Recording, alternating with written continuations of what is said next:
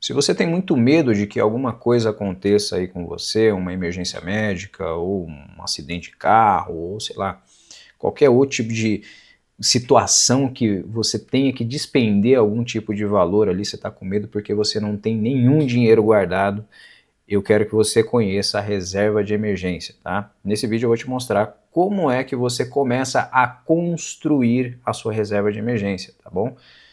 Muitas vezes eu vejo alguns vídeos aí te dando informações sobre a reserva de emergência, 3 salários, 6 salários, 12 salários, né? Ou, sei lá, 12 base, né, de custo de vida que você tem. Cara, pode ser que funcione, tá? É uma referência, mas o que eu quero trazer hoje aqui para você é a ideia de que você constrói a reserva de emergência, tá bom?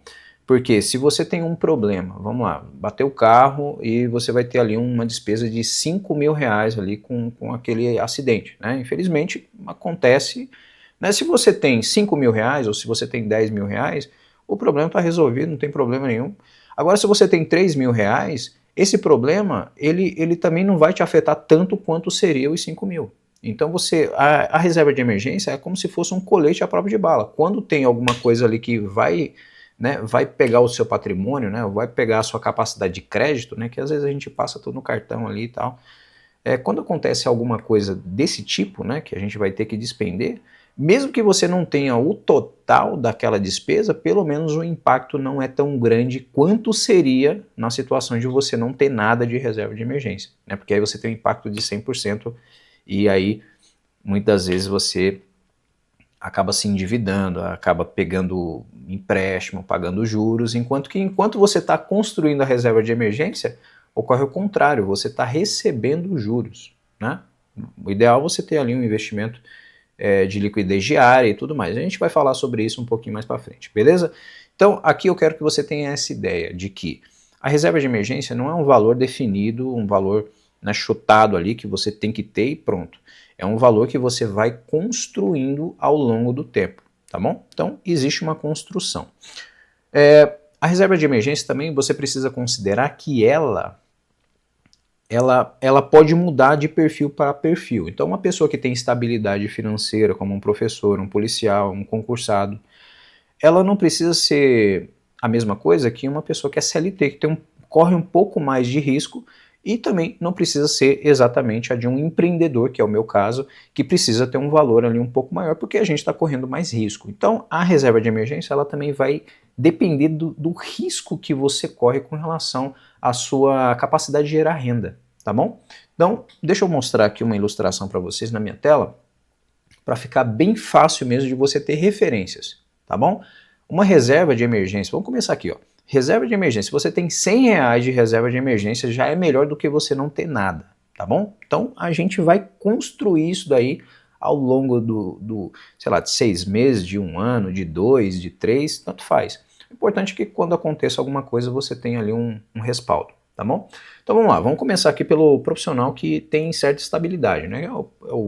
O médico, eu estou falando do concursado, tá? O médico, o policial, o professor e por aí vai, né? Todo mundo que é concursado ali que corre menos risco de perder o emprego, você é ideal que você tenha uma reserva de emergência, né? E aí, antes da gente partir para a reserva de emergência, deixa eu só explicar uma coisa para você. A base, você pode ter a base salarial, você cobrir um salário inteiro, ou você ter pelo menos os seus gastos ali, tá? Os gastos essenciais. Se você tiver uma reserva de emergência para os gastos essenciais, já tá bom. O que é o gasto essencial? Aluguel, água, luz, é o que não vai faltar ali na tua casa, entendeu? Pelo menos para segurar, para que não cortem a sua luz, e internet, e água e tudo mais. Gás, né? Gastos essenciais, mercado. Então você pode fazer essa continha, ou então você pode pegar o teu salário como referência, tá?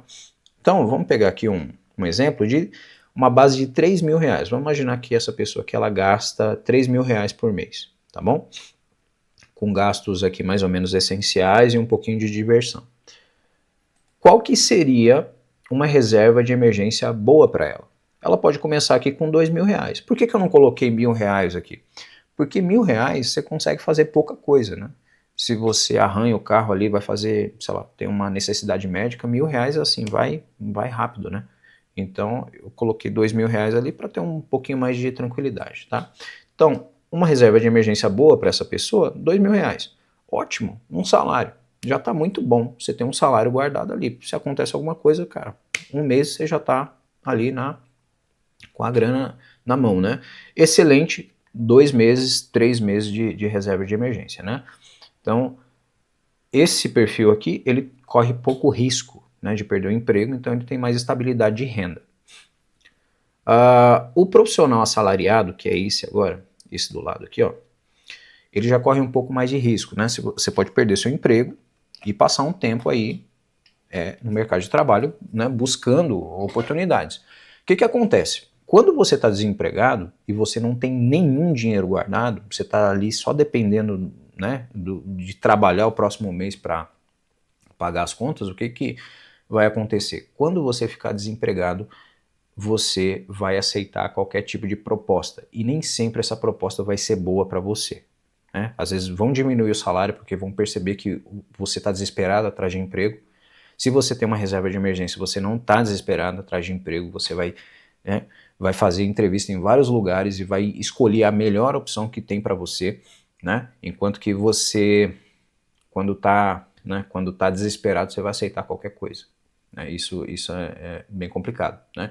Então, a reserva de emergência ela vai te dar paz de espírito também, né? Tá? O profissional assalariado ele já precisa ter um pouco mais de reserva. A ideia é construir uma reserva até chegar a 6 meses, né, de despesas ali. E vamos imaginar o seguinte, essa pessoa aqui, ela tem um gasto mensal ali de R$ 2.500, tá? Uma reserva boa para ela é um mês completo ali, né? Uma reserva ótima, são 2 meses, né? Porque, cara, se você tem R$ 5.000 guardado, aí você já está muito à frente da grande maioria das pessoas.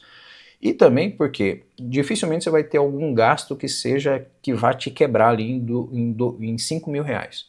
Se acontece alguma coisa, uma necessidade médica, você quebra um braço, ou se, sei lá, arranha o carro, R$ 5.000 te dá uma proteção, né? O teu colete, né, que está te protegendo ali, ele já é um colete bem resistente, né? Dificilmente você vai ter uma despesa ali de 10, 15 mil reais. Uma reserva de emergência excelente, né, para o profissional que é assalariado é de R$ 15.000. Aí você está tranquilo. Dificilmente vai ter alguma despesa que vai passar ali de R$ 15.000. Se você ficar desempregado, é como se você tivesse 6 meses de uma certa garantia ali de não aceitar qualquer tipo de proposta, né? E 6 meses dá para você parar, pensar, fazer entrevista, ver qual que é a melhor opção para você, dá até para você se arriscar um pouco mais, né? Às vezes você está de olho numa vaga ali, você não sabe se vai dar certo ou se não vai, dá para você arriscar um pouco mais, entende? Para você aumentar o seu salário e tudo mais. Então, quanto mais tranquilidade a gente tem, maior é a nossa tendência de ganhar até mais dinheiro, porque se você está tranquilo, né, para tomar uma decisão e explorar um novo emprego, e aquele emprego não der certo, você sabe que você tem um resguardo ali que vai te sustentar durante um tempo, né? Então, é interessante até mesmo por essa questão, né, de te dar um pouco mais de ousadia. Agora, quem é empreendedor aqui, né, autônomo e tal, eu sou empreendedor, eu sei bem como que é isso daqui. Você já corre um pouco mais de risco. Deixa eu colocar mais para o centro da tela aqui, né? Aqui. Então você já corre um pouco mais de risco, né? Imaginando uma base aqui de R$ 3.500 é o seu gasto ali com necessidade, com o gasto essencial, né? O gasto fixo.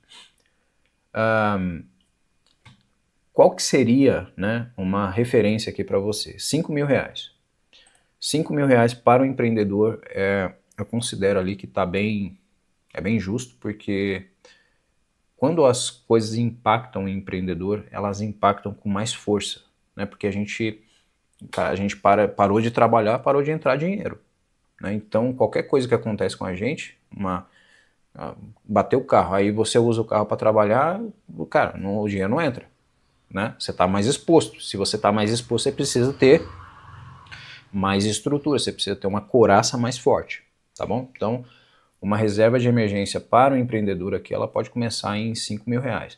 Ah, não tenho 5, tenho 3. Tudo bem, é aquilo que eu te falei. Se acontecer alguma coisa, o impacto vai ser menor e ter 3 mil ou ter R$ 1.000 ou ter R$ 50 é melhor do que não ter nada. Então começa a construir para chegar nesses valores, tá?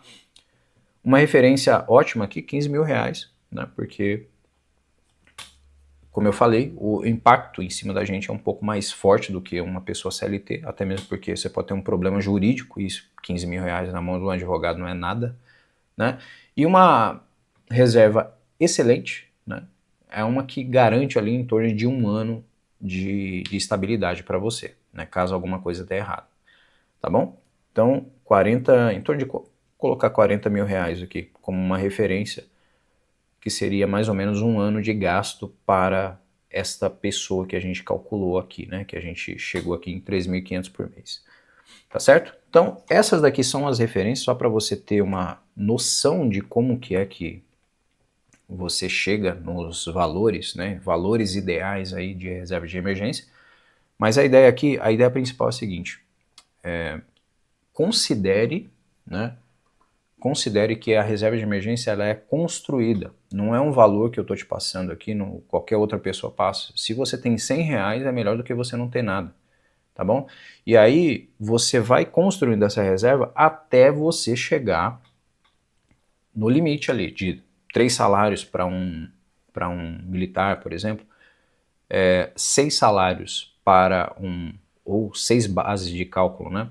Para um profissional assalariado, você que é CLT, e se você é autônomo, cara, junta até 1 ano de despesa, que tá bom, tá bom, 1 ano.